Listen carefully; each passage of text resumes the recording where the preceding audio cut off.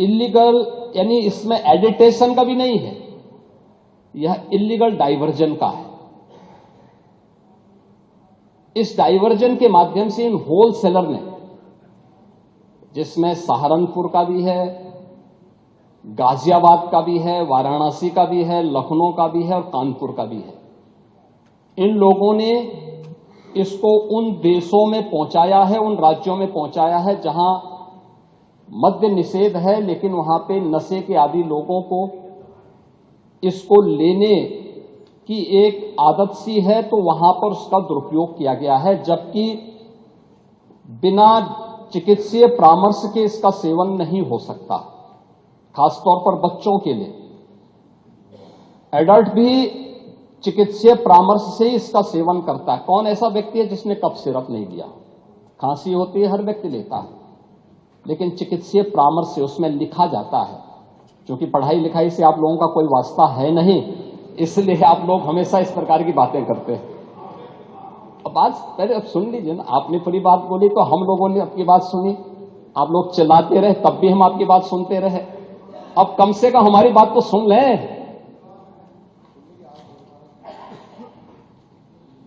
ये कार्रवाई सरकार ने की है और सरकार ने इसके लिए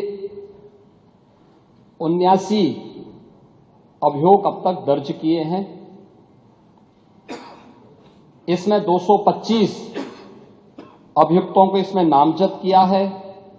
78 अभियुक्त अब तक गिरफ्तार हुए हैं।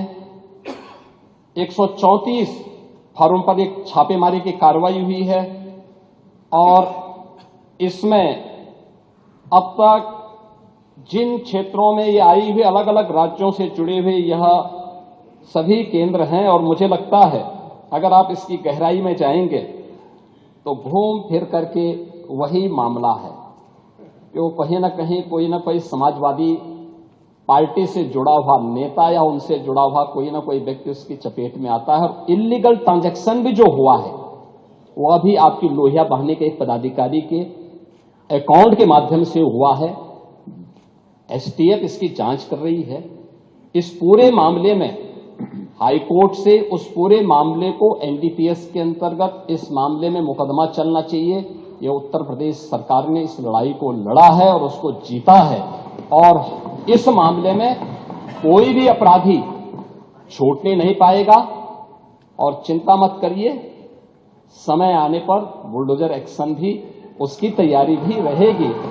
उस समय चिल्लाना मत करिए। प्रश्न संख्या 5।